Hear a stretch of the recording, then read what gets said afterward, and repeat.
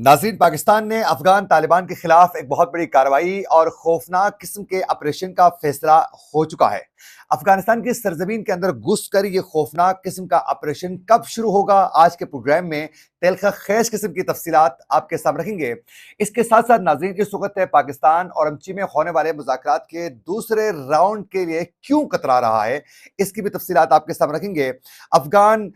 वजीर खारजा की जानिब से भी आज एक बहुत बड़ी स्टेटमेंट दागी गई है, वो भी आप लोगों को बताएंगे। आज तारीख है 5 जून 2026 और मैं हूं आपका मेजबान आकिल हुसैन बाकरी। हमारे चैनल को जरूर सब्सक्राइब करें और बेल आइकन क्लिक करके नाज़रीन कमेंट सेक्शन में अपनी राय का इजहार लाजमी करें, क्योंकि आप लोगों की जो फीडबैक है वो हमारे लिए बहुत ज्यादा अहम है।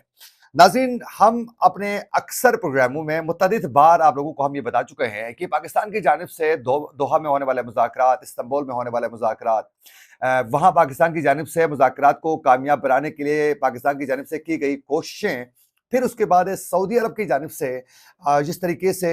दोनों मुल्कों के दरमियान ताल्लुकात को बहाल करवाने के लिए जो कोशिशें की गई और वहाँ पाकिस्तान की जानिब से जो ताउन किया गया, उसके हवाले से आप मुतअद्दिद बार आप लोगों को बता चुके हैं कि पाकिस्तान ने हर मुमकिन कोशिश की कि अफगान तालिबान के साथ कोई लड़ाई नहीं हो और बातचीत के जरिए तमाम मामला हल हो और अफगान तालिबान अपनी सरजमीन पाकिस्तान के खिलाफ इस्तेमाल होने से रोकें, ताकि हमारे बरादराना ताल्लुकात भी बहाल रह सकें और फिर दुश्मन को भी अफगानिस्तान की सरजमीन इस्तेमाल करने का मौका न मिल सके और आपस में हमारी लड़ाई की वजह से तीसरे किसी मुल्क को यानी इंडिया जैसे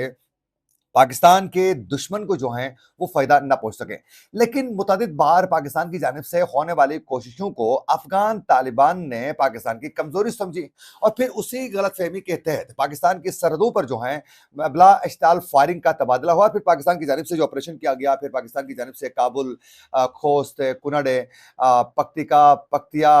ननगरहार यानी मुतअद्दिद मकामात पर पाकिस्तान की जानिब से जो खौफनाक किस्म की कार्रवाइयां हुई, जेट हथियारों से जो बमबारी हुई, उसमें अफगान तालिबान के जो होश है वो ठिकाने आ गए। फिर उसके बाद उनके जो असला जिस तरीके से मुकम्मल तौर पर पाकिस्तान ने डिमेश किया, तबाह किया, जिस तरीके से बमबारी की उनके जो असले के गुदामों पर, मुख्तलिफ डिपोज पर जो हैं, और फिर जो तबाही मचाई वो आपके सामने है। अब उसके बाद जो है चीन की जानिब से नाज़रीन औरमची में मुज़ाकरात की कोशिश की गई और आप लोगों को मालूम है कि अप्रैल में औरमची के अंदर जो है 7 दिन तक जो है मुज़ाकरात रहे और वो 7 दिनों तक जो हैं तवील नशिस्तें हो गई और उस दौरान चीन की जानिब से कहा गया कि भाई आप अगर अपने हुकाम से बात करना चाहते हैं तो ड्यूरिंग आप जो है डायलॉग आप बाहर जाकर बात कर सकते हैं, फिर आएँ नशिस्त में बैठें, फिर बातचीत को आगे बढ़ाएं, यानी आप इसको बेहतर तरीके से आगे बढ़ाते हुए इसको कामयाब बनाना है। जब उठेंगे तो यहाँ से कुछ न कुछ बेहतरी के साथ, कुछ मुस्बित नताइज के साथ आप यहाँ से उठ सके। लेकिन 7 दिन के मुज़ाकरात के बाद अफ़गान तालिबान ने पाकिस्तान को भी और चीन को भी यकीन दहानी करवाई कि हमारी सरज़मीन पाकिस्तान या किसी हमसाया और मुल्क के खिलाफ भी इस्तेमाल नहीं होगी। अब उसके बाद आप लोगों को मालूम है कि मुतअद्दिद जो हमले हो चुके हैं अफ़गानिस्तान की सरज़मीन से, जिस तरीके से बनों में पुलिस एहलकारों पर जो अटैक हुआ, जिसमें 15 पुलिस एहलकार शहीद हो गए और उसमें हमले के ताने-बाने अफ़गानिस्तान से ही मिल गए और फिर उसमें मुलविस जो हैं वो अफ़गान शहरी भी थे। फिर उसके बाद जिस तरीके से वज़ीरिस्तान के एरिया पर जो है अटैक्स हो गए, जिस तरीके से वज़ीरिस्तान में कैडेट कॉलेज के तलबा की गाड़ी पर जो अभी रिसेंटली जो अटैक हुआ, यानी बहुत से अटैक्स हो गए हैं, जिसमें पेशावर के अंदर, फिर उसी तरीके से शुमाली वज़ीरिस्तान, फिर उसके अलावा जो हैं वो कुरम के एरिया पर जो है अटैक्स हो चुके हैं। यानी उन तमाम अटैक्स के बाद ये वाज़ेह हुआ कि उस औरंगची में होने वाले 7 दिन की तवील नशिस्तें जो हैं वो करामत साबित नहीं हो गई, वो उससे कोई फ़ायदा नहीं पहुँचा। तो अब ये इत्तलात मौसूल हो रही है कि हमने आप लोगों को खबर दी थी कि 4-5 दिन पहले कि अफ़गानिस्तान के लिए जो इस वक़्त चीन के नुमाइंदे ख़ुसूसी हैं, उनकी जानिब से दोबारा मुज़ाकरात की कोशिश की जा रही है और फिर वो अफ़गान उमूर जो जो उनके हुकाम हैं, उनसे मुलाकातें भी कर चुके हैं और पाकिस्तान के साथ भी नशिस्तें वो कर रहे हैं, जो चीन के नुमाइंदे ख़ुसूसी हैं अफ़गानिस्तान के लिए। अब ये इत्तलात मौसूल हो रही हैं कि चीन ये चाह रहा है कि औरंगची में दोबारा मुज़ाकरात शुरू हो, यानी मुज़ाकरात का दूसरा सेशन, दूसरे दौर के आगाज़ के लिए जो है चीन पाकिस्तान के ऊपर जो है वो ज़्यादा फ़ोर्स कर रहा है, कोशिश कर रहा है कि पाकिस्तान मान जाएँ। और फिर अफगान तालिबान को भी ग्राउंड पे लाने की कोशिश कर रहा है। तो अब ये इत्तलात मौसूल हो रही है कि ओरमची में होने वाले मुज़ाकरात के लिए पाकिस्तान उस तरीके से आमादगी का इजहार नहीं कर रहा है, कतरा रहा है पाकिस्तान, और पाकिस्तान की जानिब से इंटरेस्ट नहीं दिया जा रहा है। पाकिस्तान ये मौक़िफ़ इख्तियार करते हुए इनकार कर रहा है ओरमची में मुज़ाकरात के दूसरे सेशन के लिए कि भाई हमने अफ़गान तालिबान के साथ जो मुज़ाकरात की पहली नशिस्त की थी ओरमची में, उसके नताइज हमें क्या मिले? उससे हमें फ़ायदा क्या पहुँचा है? हमें ज़रा बताएँ ताकि हम उसी तरीके से फिर आगे बढ़ सकें। तो पाकिस्तान ने कहा है कि मुज़ाकरात की पहली नशिस्त जो हो चुकी है ओरमची में, 7 दिन हमने मुज़ाकरात किए हैं। उसके बाद पाकिस्तान में अटैक्स ज़्यादा हो गए। उसके बाद हमले ज़्यादा तेज़ हो चुके हैं, और फिर पाकिस्तान ने ये कहा है कि हमने अफ़गान तालिबान के खिलाफ जो कार्रवाइयाँ की, उसके बाद जो हैं, जो दहशतगर्दी की कार्रवाइयाँ थी, उसमें वाज़ेह एक कमी आ चुकी थी। लेकिन हमने मुज़ाकरात किए, तो अब ये ऐसा लग रहा है कि मुज़ाकरात जब भी होंगे, हम इनसे बातचीत करेंगे, तो हमारे ऊपर दहशतगर्दी की कार्रवाइयाँ तेज़ होंगी, क्योंकि अभी यही हुआ है। तो पाकिस्तान कह रहा है कि मुज़ाकरात का कोई फ़ायदा नहीं है, और अफ़गान तालिबान जो हैं, वो मुज़ाकरात के नाम पर वो वक़्त ज़ाया कर रहे हैं, और फिर साथ-साथ जो हैं वो ये चाहते हैं कि ये मुज़ाकरात के ज़रिए जो है इसी तरह इनका वो धकेला जाए निज़ाम को आगे, और वो किसी सूरत जो है वो इस पर जो है अमल दरामद करने के लिए तैयार नहीं है। इसीलिए पाकिस्तान की जानिब से मुज़ाकरात से इनकार भी किया जा रहा है। अब नाज़रीन, जो अफ़गान वज़ीर ख़ारिजा हैं, उनकी जानिब से उन्होंने एक स्टेटमेंट दागी है तुलबा के एक उन्होंने नशिस्त से ख़िताब करते हुए कहा है कि भई इस वक़्त जो हैं दुनिया हमें जो है वो तस्लीम नहीं करने की एक बहुत बड़ी रीज़न उन्होंने बताई है, क्योंकि इस वक़्त सिवाय रूस के किसी भी मुल्क ने अफ़गान तालिबान की हुकूमत को तस्लीम नहीं किया है। तो उस पर जो है वो उनकी जानिब से ये कहा जा रहा है कि हमें तस्लीम इसलिए नहीं किया जा रहा है। आमिर खान मुत्तकी का कहना है कि हमने 20 साल की जंग के दौरान जो है, हमने 50 से ज़ायद मुल्कों को हमने शिकस्त दी है।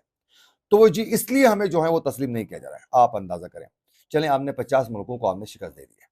फिर भाई, आप मुस्लिम कंट्री हैं, आपके मुल्क के अंदर इस्लामी निज़ाम है, आपके बकौल आपका दावा है, तो फिर ये इस्लामी 57 ममालिक की जानिब से आपको तस्लीम क्यों नहीं किया जा रहा है? चलें, पाकिस्तान को छोड़ें, आप 56 मुल्कों से अपने आप को तस्लीम करवा दें, वो भी न करवा दें, 30 मुल्कों से करवा दें भाई।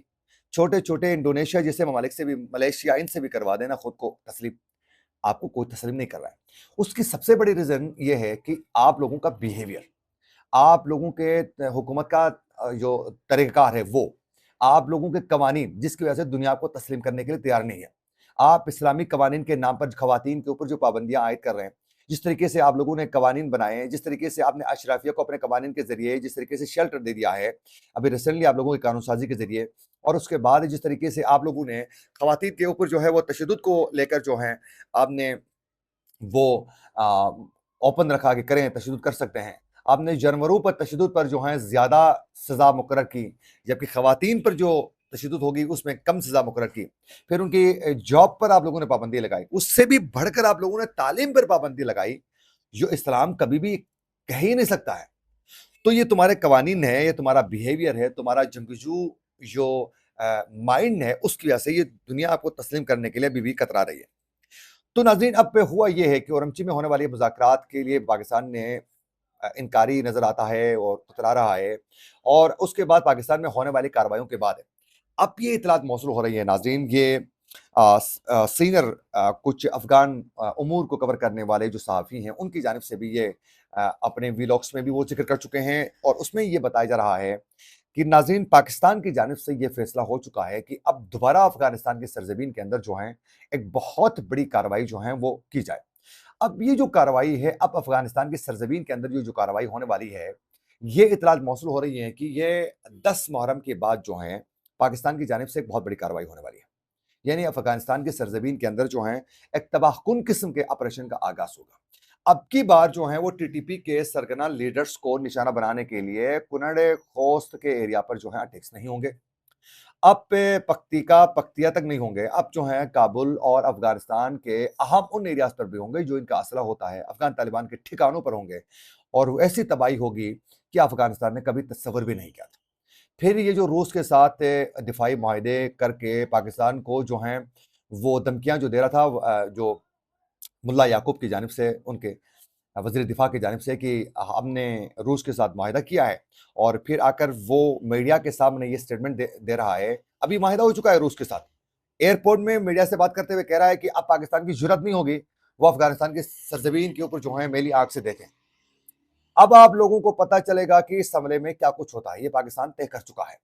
अब होगा ये नाजरीन, पाकिस्तान ने अभी ज़ाहिर है हज के अयाम अभी गुजरे हैं और मुक़द्दस महीना है ये भी, और फिर इसी तरह मुहर्रम का जो महीना है वो भी मुक़द्दस महीना है। तो इसके तकद्दुस को पामाल न करने के लिए एहतरामन जो है पाकिस्तान की जानिब से फिलहाल इसको रोका गया है। अब ये जो मुहर्रम 10 मुहर्रम के बाद जो है पाकिस्तान की जानिब से अफ़गान तालिबान को